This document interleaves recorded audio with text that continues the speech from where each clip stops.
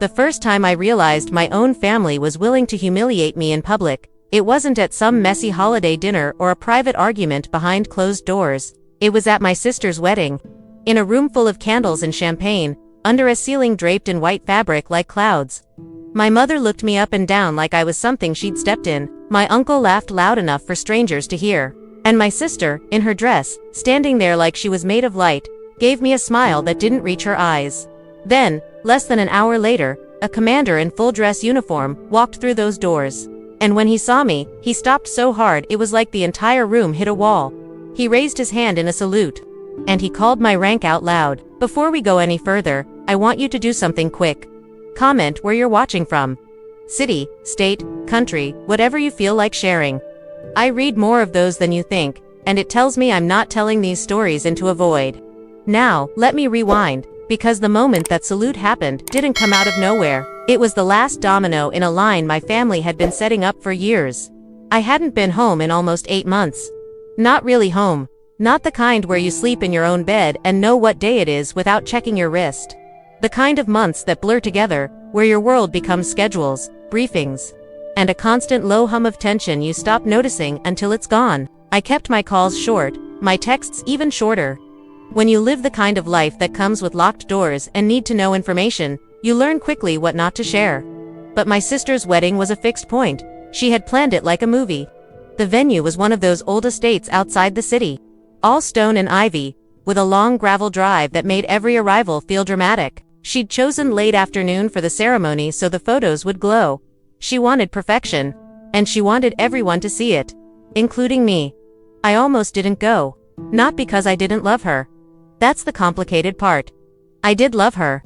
I still do, in the way you love someone you grew up with, even when they learn to hurt you like it's normal, but I knew what being there would cost. I knew my family's favorite sport was turning me into a story they could tell at my expense. The failure, the disappointment.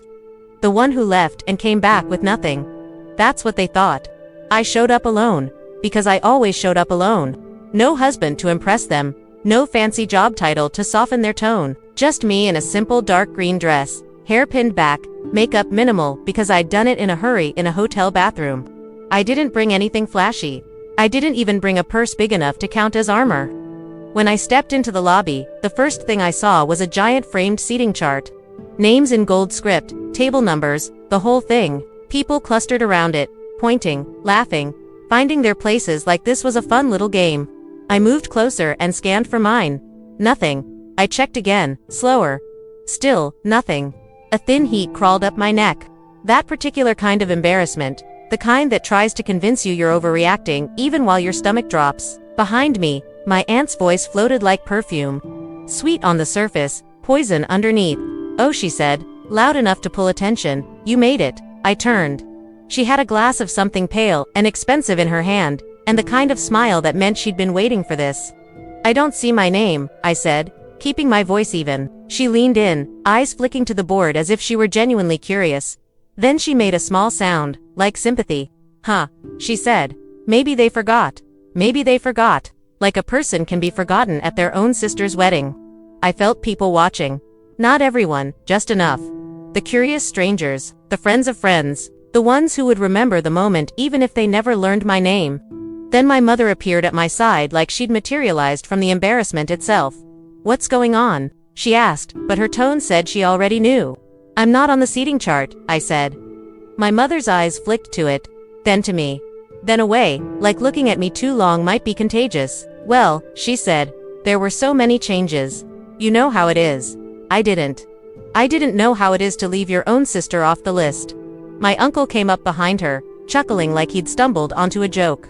Maybe they put you at the kids' table, he said. A couple people laughed. My aunt laughed the loudest. I tried to breathe through it. I told myself to stay calm. Just get through today. Smile for pictures. Be polite. Leave early. That was the plan. Then my sister's maid of honor walked past with a clipboard, eyes scanning the lobby like she was hunting something. Her gaze landed on me for half a second, then flicked away. Too fast. That's when I knew. This wasn't an accident, and I still hadn't even seen the bride. I stood there in front of that seating chart like it was a verdict. Like the gold letters were deciding whether I existed tonight. My mother kept her smile glued on, the kind she saved for strangers and cameras. "Don't make a scene," she whispered, not because she cared about my feelings, but because she cared about the room. My aunt tilted her head, enjoying it. My uncle kept smirking like he'd won something. I could have turned around right then. I could have walked straight back out to the gravel drive and let the estate swallow the sound of my heels. For a few seconds, I even felt my body preparing to do it, that old instinct to disappear before anyone could push you. But then I saw my sister's name in giant letters above the doorway to the ballroom. And for one stupid, stubborn moment, I remembered the version of her who used to crawl into my bed during thunderstorms. I remembered how she used to call me when she was scared, how she'd hold my hand so tight it hurt. So I forced my face into something neutral and I asked, quietly, "Where do you want me?" My mother's eyes slid away. "Just find a seat once everyone's inside." That was the first little knife. Not even a table number. Just go blend into the background. I stepped into the ballroom, and the warmth hit me first. Soft lighting, expensive flowers, that sweet smell of cake and perfume and money. Strings of lights twinkled overhead like the room was trying to be kind. A pianist played something slow and pretty in the corner. Guests laughed in clusters, holding glasses that looked like they cost more than my first car. I walked through them like a ghost. Everywhere I looked, there were place settings arranged like little thrones. Names printed on thick cards. Tiny favors tied with ribbon. People found their spots and hugged and squealed, and nobody had to wonder if they belonged. Nobody had to earn their chair. I searched for anything that could be mine. A blank card. An extra setting. A forgotten corner. That is when I saw it. A small round table near the service doors, half hidden behind a column. No centerpiece. No candle. No name cards. Just four chairs, one of them slightly crooked, like it had been pulled from storage at the last second. It wasn't even close enough to see the couple's table properly. It was close enough to see the backs of heads. That was where they put me. I sat down carefully, smoothing my dress over my knees, trying to make the chair feel like it was mine. I told myself it was temporary. I told myself someone would fix it. I told myself I was being dramatic. Then the first photo started. A photographer called out for family, and like a magnet the room shifted. My mother stood quickly, already smiling. My aunt adjusted her hair. My uncle straightened his jacket. They moved together toward the front like they'd rehearsed. I stood too, because I was family. I was the sister. I was supposed to be in that picture. My mother turned and caught my eye. Her smile tightened. "Just stay," she said, as if she were giving me a gift.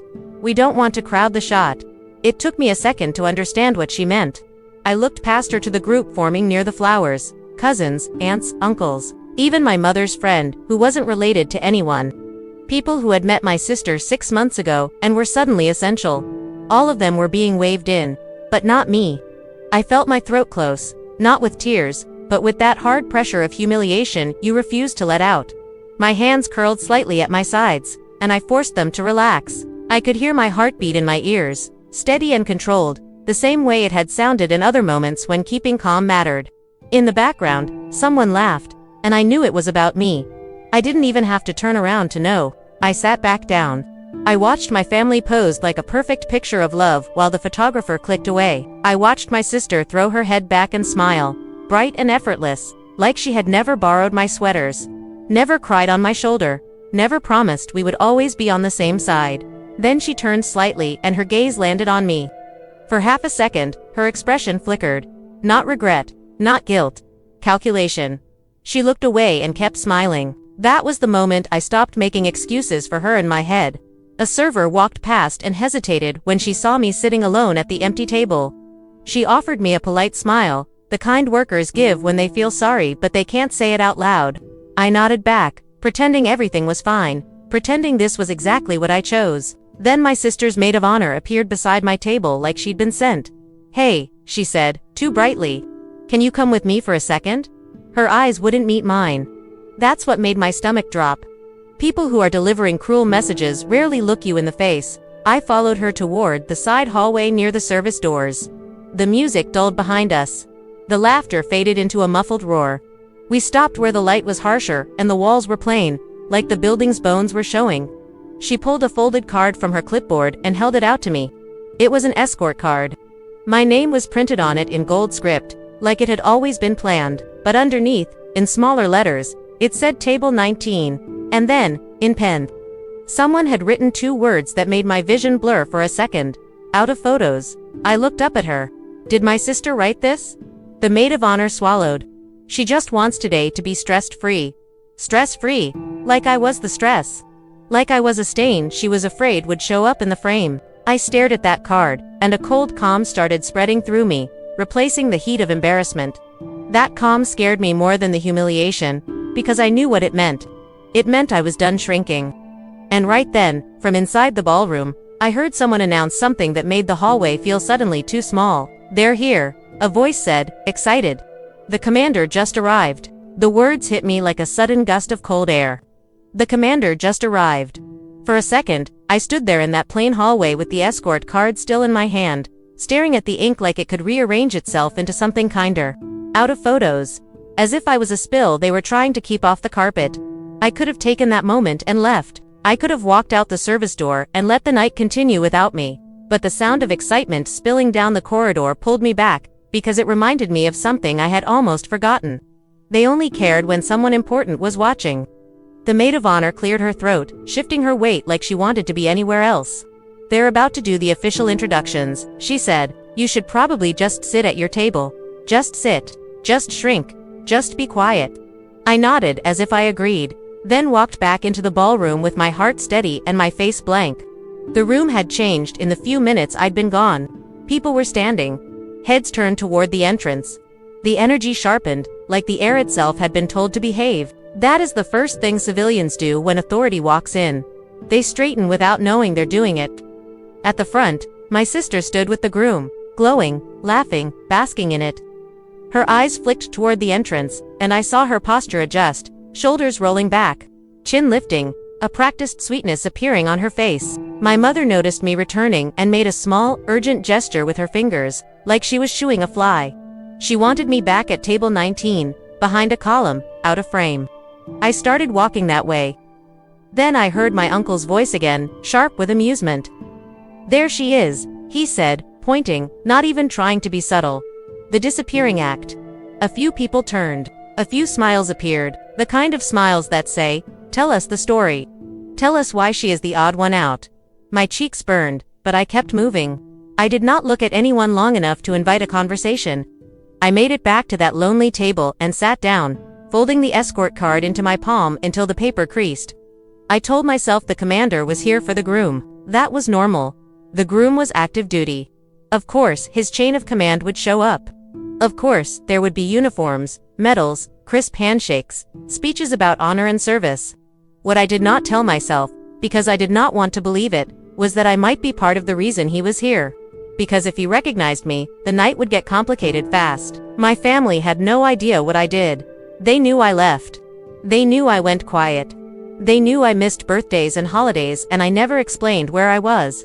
In their minds, silence meant shame. They filled the gaps with their own story, because that story gave them something to hold over me. They told people I bounced between jobs. They told people I was lost. They told people I had wasted my potential. My mother once told a neighbor, right in front of me, that I was going through a phase and I would come crawling back when I realized the world was hard. She said it with a laugh, like it was charming. I let her. Not because it was true, but because the truth came with its own weight. The truth came with locked gates, non-disclosure forms, and the kind of attention you learn to avoid. The truth came with a rank that would change how people looked at me, including my own family, and I did not trust what they would do with that. So I kept it simple. I let them underestimate me. The problem with letting people underestimate you is that they start to feel entitled to your humiliation. The music swelled. The MC called everyone's attention. A line of bridesmaids and groomsmen formed, smiling wide, performing joy. Then the groom entered with a wave and cheers rose around the room. My sister followed, radiant, and the room erupted like it had been waiting for permission. I clapped with the rest of them, because my hands needed something to do. Then the MC announced the special guests. "Tonight we also welcome members of the groom's command," he said, voice proud. "Thank you for your service." People cheered again, louder this time, the way they do when they want to be seen cheering. A small group of uniformed officers stepped into the room. The lighting caught polished shoes and brass details. They moved with that contained confidence that always looks like calm from the outside. Behind them, slightly apart, was a man older than the rest, shoulders set like stone. gaze scanning the room instead of soaking in the applause. Even from across the ballroom, I could tell he was used to being obeyed. That was him, the commander. And he was not smiling. He walked forward with measured steps, shaking hands when they were offered, nodding when people spoke to him, but his eyes kept moving, searching, like he was looking for something specific. My stomach tightened. I lowered my gaze and angled my face slightly away, letting my hair fall forward. It was instinct. The same instinct that tells you to become small when the wrong person might see you. Then I heard my sister's laugh, bright and high, as she greeted him. She leaned in, touching his arm like they were old friends. I watched her posture, the way she turned herself into someone agreeable. It was a skill she had learned young. The commander said something I could not hear. My sister's smile faltered for half a second. She glanced around the room, eyes flicking, scanning. Looking for me. My mother stepped in immediately, saying something with a too wide smile. My sister nodded quickly, gesturing toward the front, guiding the commander toward the head table as if she could control where his attention went. The commander's gaze followed her hand, and for a moment, I thought it worked. Then he stopped. Not fully, just enough to make my pulse jump. His head turned slightly, eyes narrowing, like he had heard a sound no one else noticed. My fingers tightened around my glass until the stem pressed into my skin. Because the direction he was looking in was not the head table. It was my corner. It was my shadowed little table, 19. And I realized, with a cold clarity that made my breath catch, that he was not here to celebrate my sister. He was here to find me. The commander's eyes landed on me like a spotlight. I felt it before I fully saw it. That shift in the air when someone with real authority decides something is off. Conversations kept moving. Forks clinked. People laughed, but a thin line of tension ran straight from him to me. I tried to look away. I tried to do what I have always done when attention becomes dangerous. Turn my face, soften my posture, disappear into the noise. But my body didn't cooperate. My spine went rigid. My throat tightened. I held my breath without meaning to, like I was waiting for impact. He started walking, not toward the head table, not toward my sister, toward table 19. At first, people didn't notice. He moved with that controlled pace that doesn't announce itself until it is too late. Then the people nearest his path stepped aside instinctively. Someone laughed too loudly and then stopped. A server paused mid-step, tray hovering, eyes wide. My mother saw him coming and her entire face changed. The smile she wore for the guests stayed on, but panic slid in behind it like a shadow.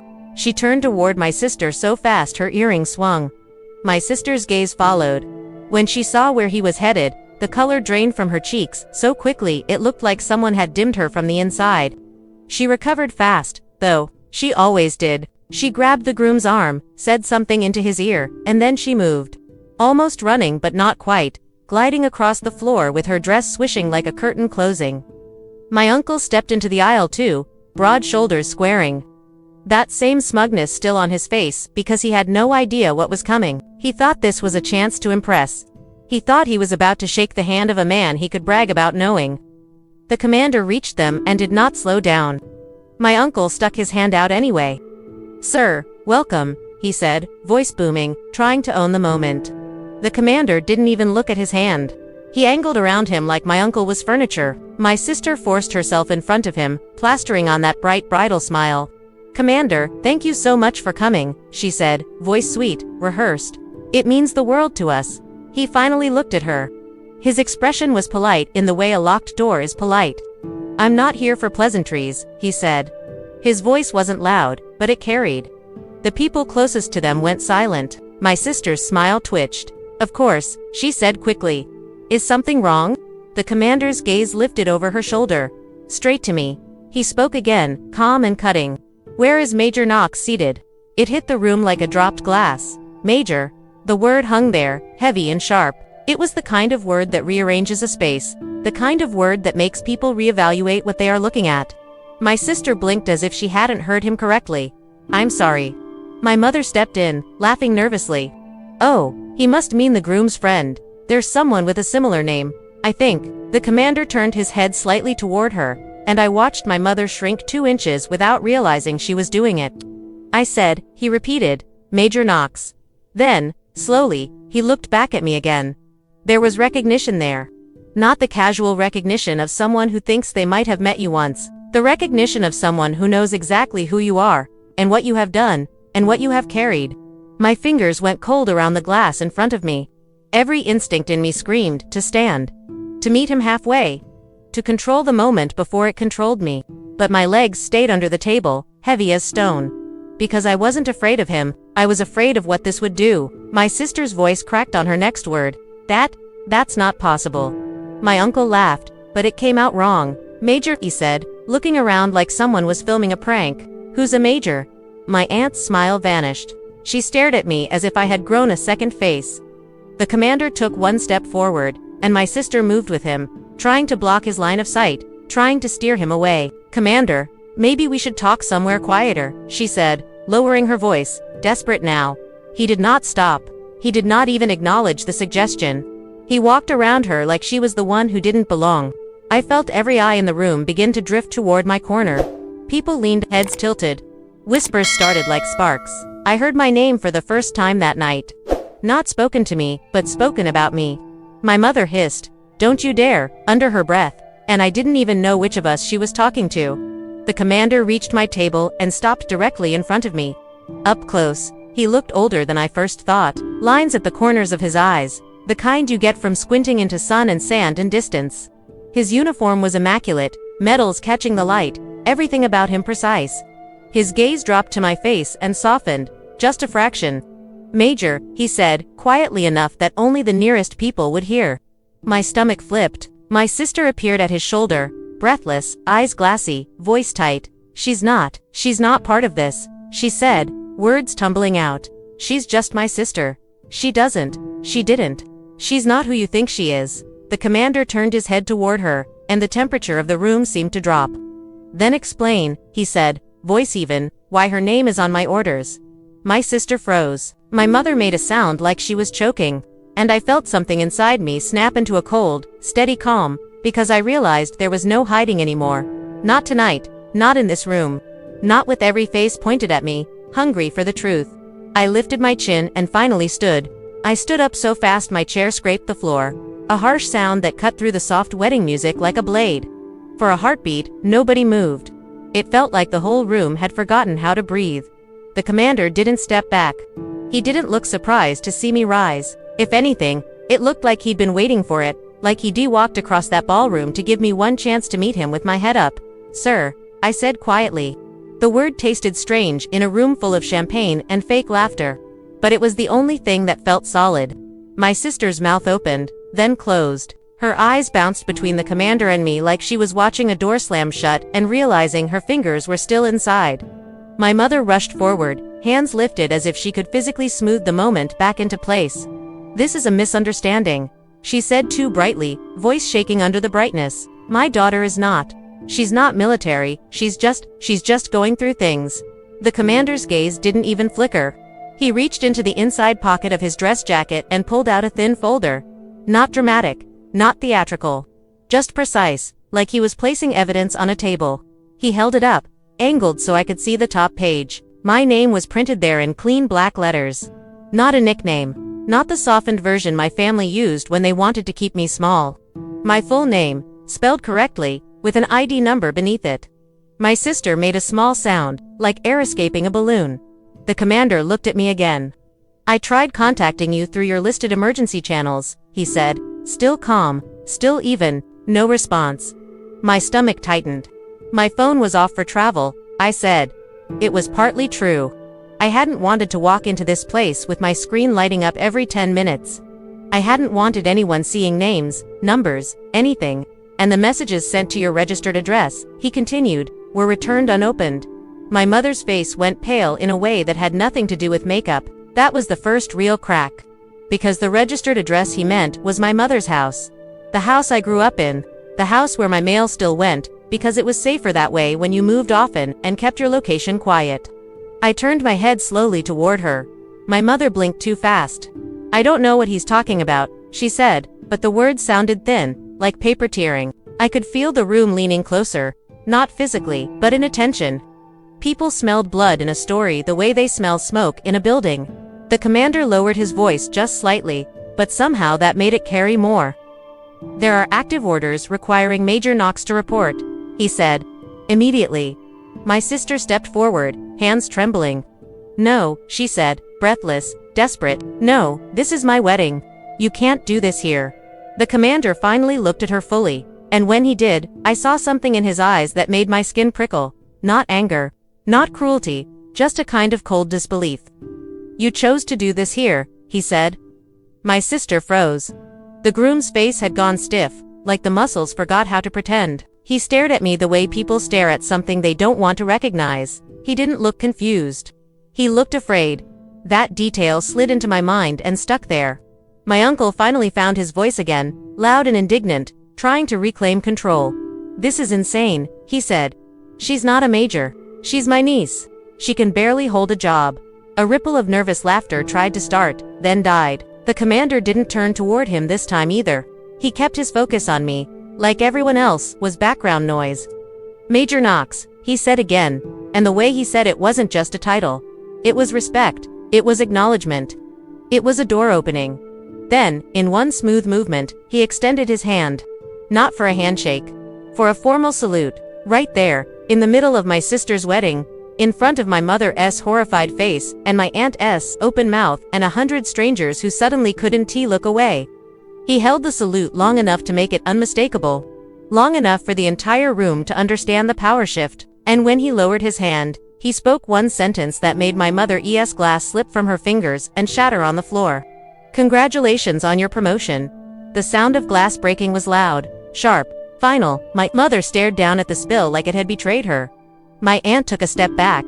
My uncle looked like someone had slapped him. My sister swayed, just slightly, like her heels couldn't hold the weight of what was happening. Promotion, she whispered. I didn't answer her. I couldn't. The truth was, I hadn't told them because I didn't trust them with it. I didn't trust them not to twist it into something ugly, or use it when it benefited them, or punish me for it when it didn't. But hearing the word out loud, in this room, felt like a lock clicking open. The commander angled the folder toward me and I saw the line again, clear as day. Rank Major, effective date, 2 weeks ago. So that was why he was here. Not to celebrate, to deliver, to confirm, to move me. I swallowed, throat tight. Sir, I said softly, I can report tonight. Give me 15 minutes. My sister snapped out of her shock like a rubber band breaking.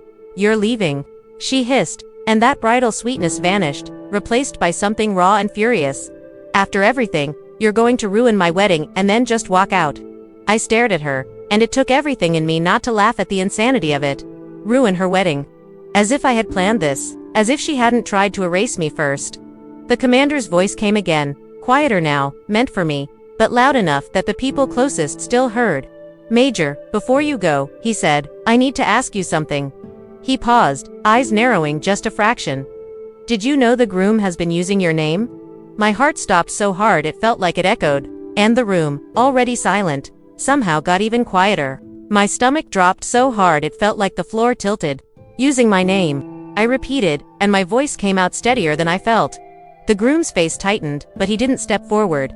He didn't look confused the way an innocent man would. He looked like someone who has been holding a secret in his teeth for too long and just realized it might cut through his tongue. My sister spun toward the commander, indignation flashing like a shield.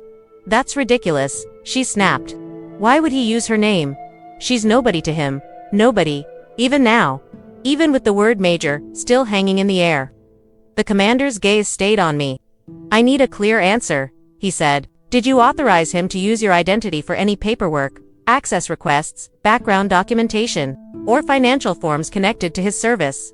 My throat went dry. No, I said. Absolutely not. The commander nodded once, like he'd been expecting that.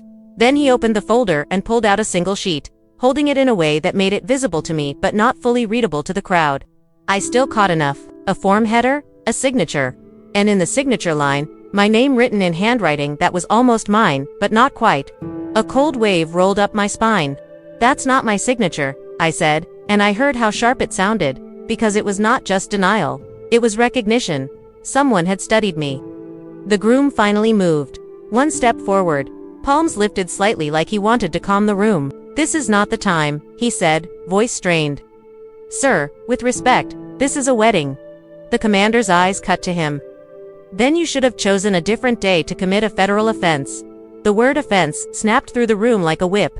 A murmur rose. then collapsed into silence again when people realized this was no longer gossip. This was serious. My mother looked like she might faint. She brought a hand to her chest, fingers trembling.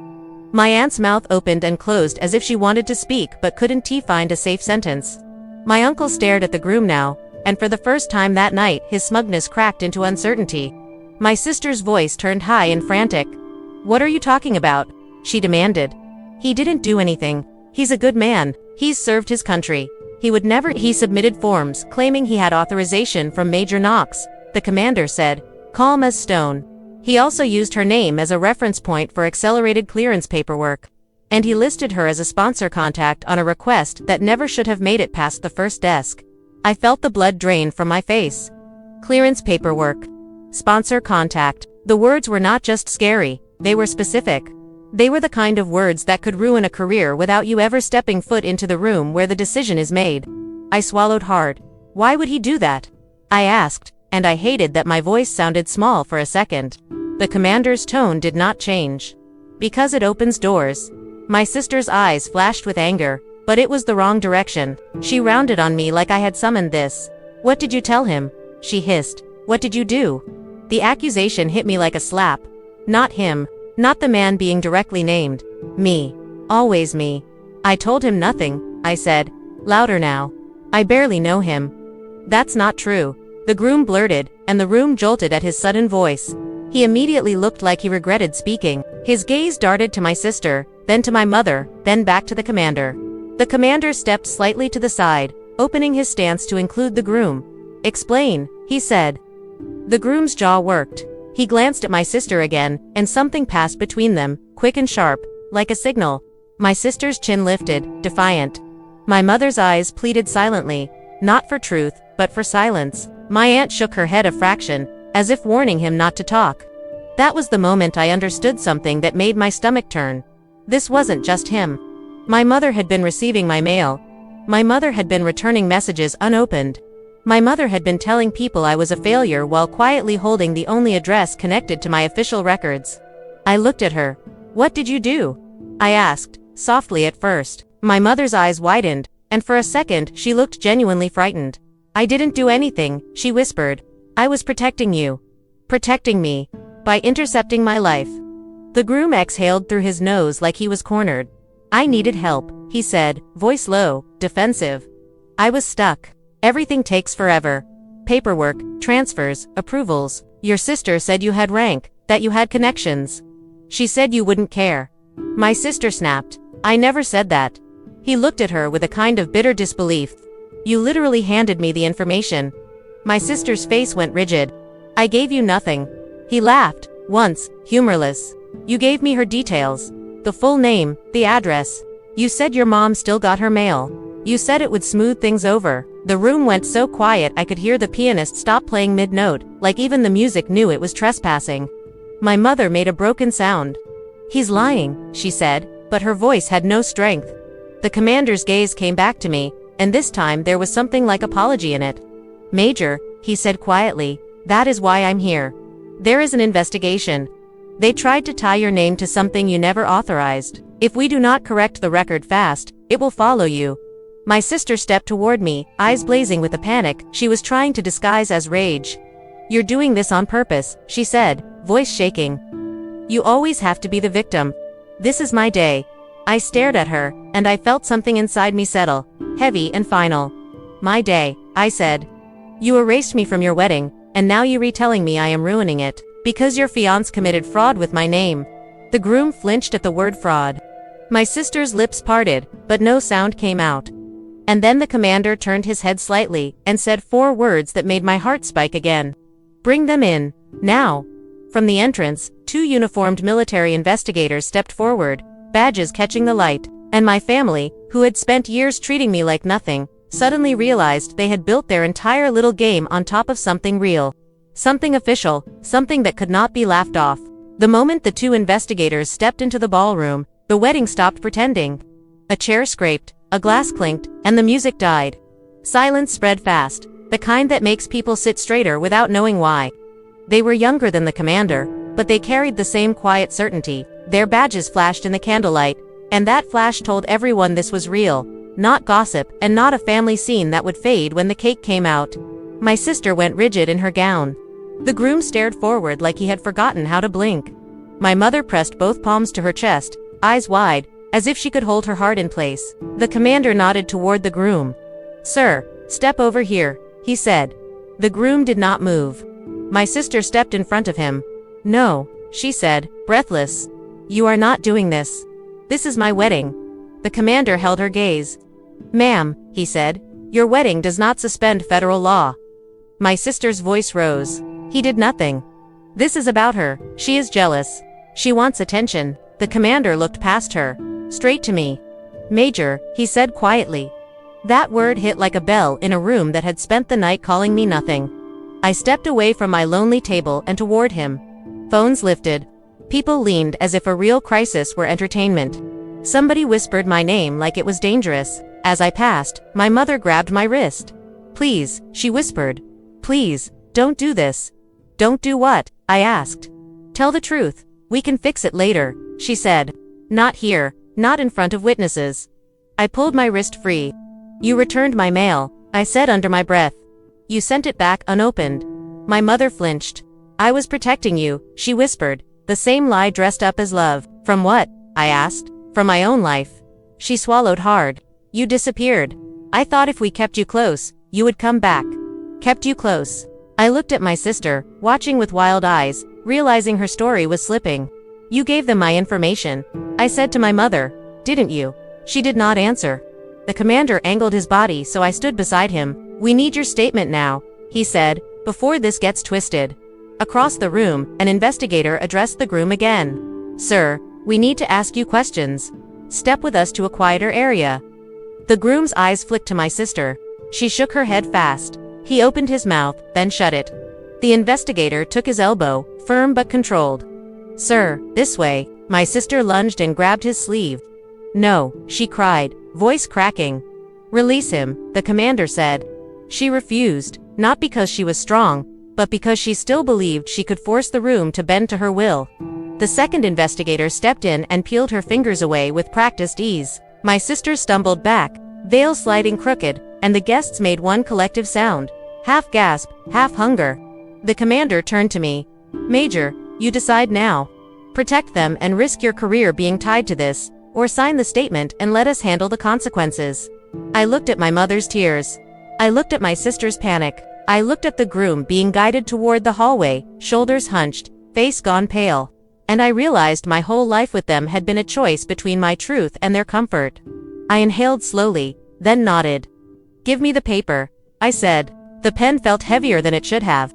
Not because it was difficult to write, but because I knew what the first line would do. I knew the second the ink hit the page, my family would lose the one thing they had always counted on, my silence. Behind me, the ballroom stayed unnaturally quiet, like the entire wedding was holding its breath. I could hear the soft crackle of candles. I could hear someone's phone camera refocus. I could hear my sister's shallow breathing like she was trying to swallow a scream. The commander handed me the statement form, and I read the first prompt at the top. In plain, official language, it asked for the truth. Not opinions, not feelings, facts, dates, authorization, signatures. My mother's voice wavered behind me. "Please," she whispered again, the same word she'd used my whole life when she wanted control disguised as care. "Please, don't do this to us." I turned my head slightly, just enough to see her. Her eyes were wet. Her face looked smaller, older, frightened.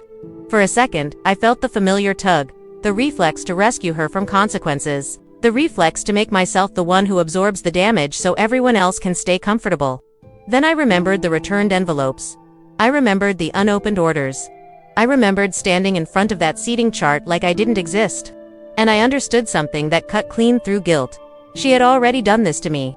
I faced the paper again and started writing. I stated clearly that I did not authorize anyone to use my identity for paperwork, access requests, financial documentation, or sponsorship references.